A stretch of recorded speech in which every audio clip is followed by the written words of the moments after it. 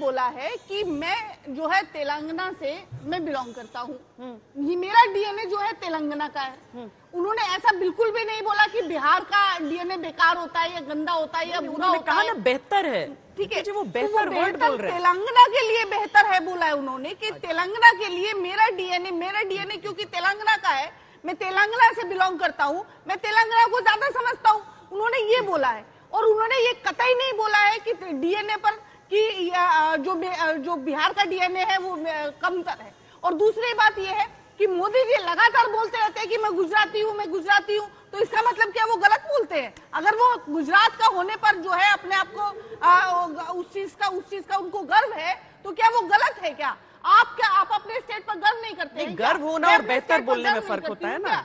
हर कोई अपने स्टेट पर गर्व करता है, कौन सी बड़ी बात है? केवल एक ही वाक्य बोलिएगा क्योंकि हमारे और भी पैनलिस्ट। आपके पास वो कौन सी मशीन है जिससे पता चलता है एक स्टेट का डीएनए दूसरे स्टेट से बेहतर है? आपको कैसे पता चलता है कि कपड़ों से पहचाना जा सकता है? आप बताइए मुझे। विनोद जी, कपड़ों से पहचान लेते हैं? अभी आपने जो कपड़े पहन रखे हैं उनसे हम कैसे? आपके मन में कौन सा समुदाय है वो बयान पर? आपके मन में कौन सा समुदाय आ गया? आपके छोड़ दीजिए ऋतु जी, आप अगर इस बयान को जस्टिफाई कर रही है तो ये बेहद दुर्भाग्यपूर्ण क्या है। इस बयान पे स्पष्टीकरण की आवश्यकता आपको लगती है, जहां पर रेवंत रेड्डी पूरा विस्तार से केसीआर के ऊपर आक्षेप करते हैं, लेकिन इस समय चुनाव के उपरांत, नतीजों के उपरांत वो बिहार वर्सेस क्या तेलंगाना बनाया जा सकता है? मुझे लगता है नेताओं के इस तरह के बयानों को बहुत ज्यादा तूल नहीं देना चाहिए, क्योंकि इस तरह के बयान जो है पहले भी अतीत में दिए जाते रहे हैं।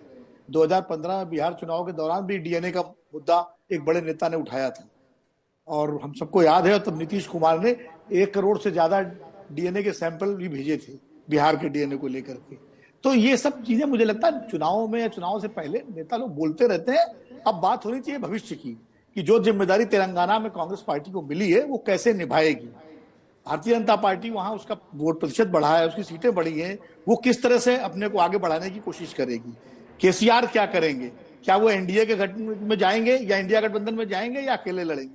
अब ये मुद्दे महत्वपूर्ण है। पर रेवंत रेड्डी अपने बयान के लिए उनको ये ऐसा नहीं बोलना चाहिए था, कम से कम आखिरी लाइन नहीं बोलनी चाहिए थी कि डीएनए बेहतर है। उनको ये बोलना चाहिए था कि हाँ मैं तेलंगाना का हूं, मेरा डीएनए तेलंगाना का है। और डीएनए तो सबका एक होता है। तो डीएनए कई बार जो है, अब कोई किसी को पाकिस्तान भेजने की बात करने लगता है तो कैसा पाकिस्तान चले जाएंगे? इस तरह मुझे लगता है राजनीति में से हल्के बयान देने की होड़ लगी हुई है और इस तरह के बयानों पर बहुत ज्यादा चर्चा करके हम लोग भी इस प्रवृत्ति को बढ़ावा देते हैं कि नेता इस तरह के बयान दें अपनी पब्लिसिटी के लिए। इसलिए मुझे लगता है कि बजाय इसके तेलंगाना के भविष्य पर बात होनी चाहिए। जो कास्ट कंपोजिशन तेलंगाना का कैबिनेट में है उसमें बात होनी चाहिए। अभी 3 और राज्य हमारे हैं, वहां भी मुख्यमंत्री शपथ ग्रहण करेंगे, उन पर बात होनी चाहिए। तो इन मुद्दों में बात होनी चाहिए। मुझे नहीं लगता कि आप इसको तूल देकर, ठीक है भारतीय जनता पार्टी के लिए एक मुद्दा है, वो मुद्दा बनाएगी, बिहार में उसको एक मुद्दा चाहिए तो नीतीश जी से सवाल मांगेगी, वो लालू जी से सवाल मांगेगी, लेकिन फिर वो अतीत में उस बयान का भी जवाब देना पड़ेगा जो 2015 में डीएनए का दिया गया था। तो इसलिए मुझे लगता है इनको देने की बजाय कई बार जो है आगे बढ़ना चाहिए, भविष्यगामी होना चाहिए।